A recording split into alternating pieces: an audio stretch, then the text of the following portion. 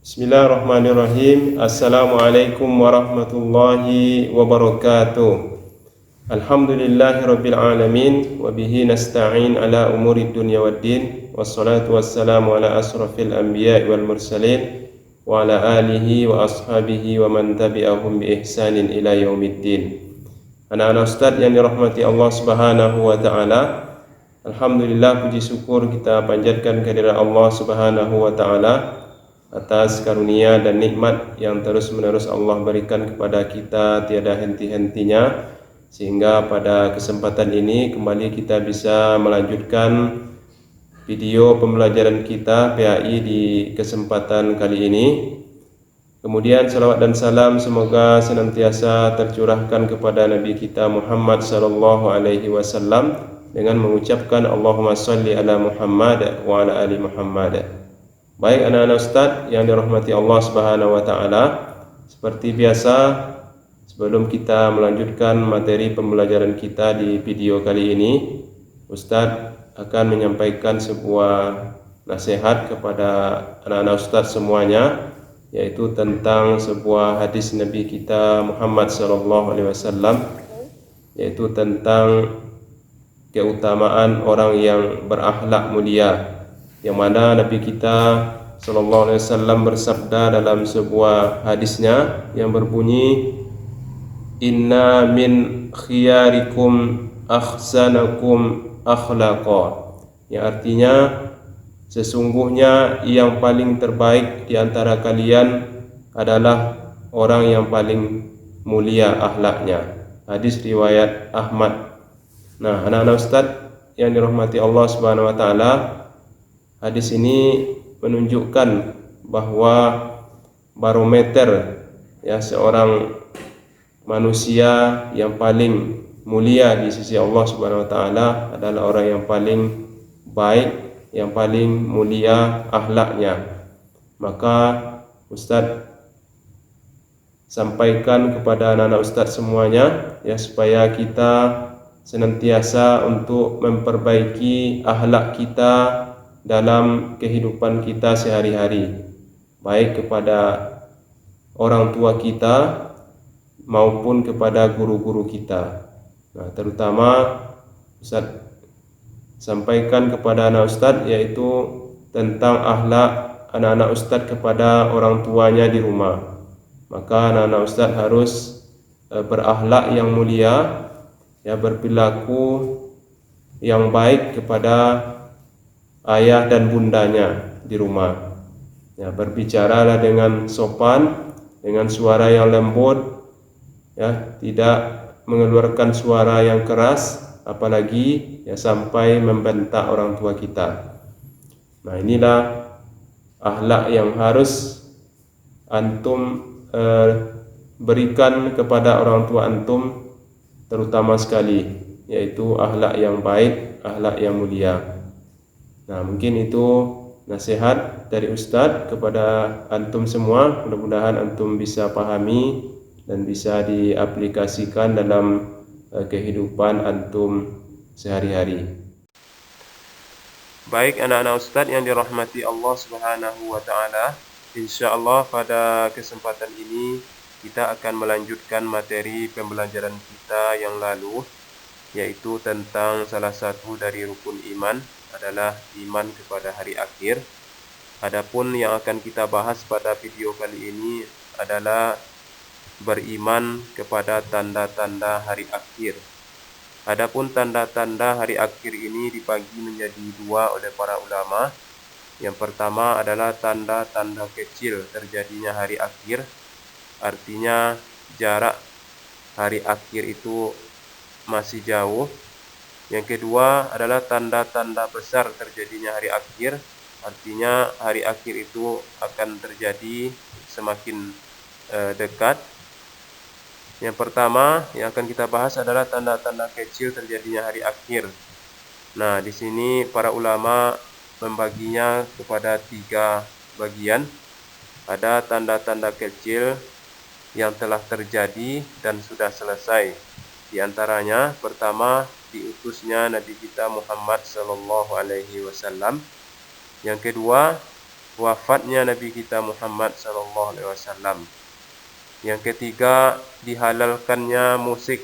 Nah, sebagaimana kita ketahui dan kita lihat sekarang, ya sudah banyak ya manusia yang menghalalkan musik dalam kehidupannya sehari-hari. Yang keempat, dihalalkan sutra bagi laki-laki. Yang kelima, dihalalkan khamar ataupun minuman keras. Yang keenam, menghalalkan zina dan homoseksual. Nah, ini sudah terjadi ya pada saat sekarang ini, dihalalkannya zina dan homoseksual. Inilah tanda-tanda kecil yang sudah terjadi dan sudah selesai.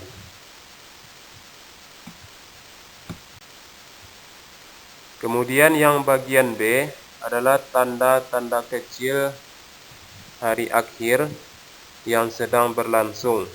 Pertama, banyaknya kebodohan.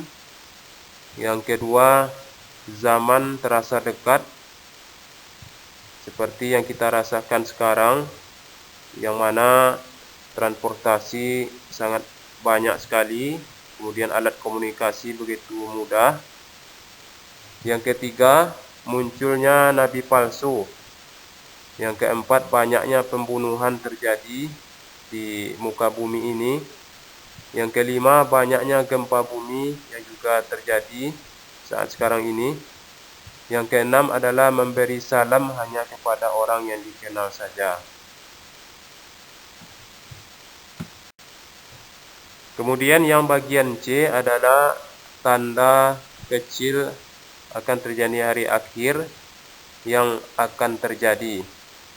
Yang pertama, jumlah wanita lebih banyak dari laki-laki, sebagaimana digambarkan oleh Nabi kita SAW, yaitu 1:50. Jadi satu laki-laki akan mengurusi 50 perempuan atau wanita.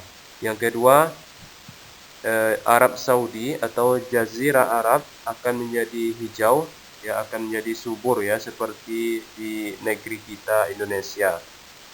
Yang ketiga, munculnya Imam Mahdi. Nah, jadi Imam Mahdi ini menurut para ulama adalah termasuk tanda kecil ya yang akan terjadi hari akhir. Nah, maka Imam Mahdi ini adalah seorang pemimpin yang adil. Jadi tanda yang bukan aneh, bukan asing, karena sama dengan manusia. Cuman dia adalah pemimpin yang adil.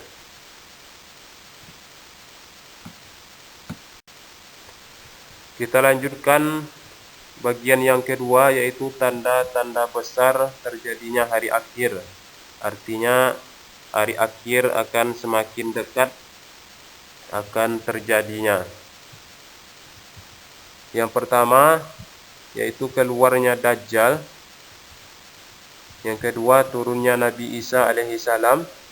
Yang ketiga, keluarnya Ya'juj dan Ma'juj. Yang keempat, terbitnya matahari dari barat. Yang kelima, keluarnya hewan yang bisa berbicara. Yang keenam, keluarnya asap. Dan yang ketujuh, keluarnya api dari Yaman. Kemudian kita lanjutkan pada bagian D, yaitu perilaku yang mencerminkan iman kepada hari akhir. Nah, artinya sikap yang kita lakukan apabila kita beriman atau meyakini bahwa hari akhir itu akan terjadi. Ada beberapa hal yang harus kita lakukan dalam kehidupan kita sehari-hari. Yang pertama, menjadikan dunia ini sebagai ladang pengumpulan amal sebagai bekal kehidupan di akhirat nanti. Yang kedua, mendorong untuk selalu berbuat baik dan menghindari perbuatan buruk, karena kita meyakini akan adanya balasan setelah kematian di akhirat nanti.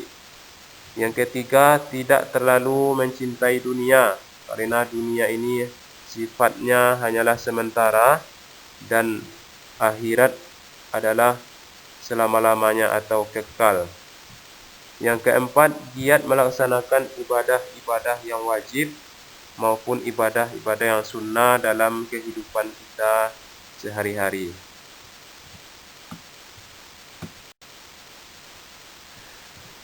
Baik anak-anak ustaz sekalian, demikianlah materi pembelajaran kita untuk video kali ini yang membahas tentang tanda-tanda hari akhir.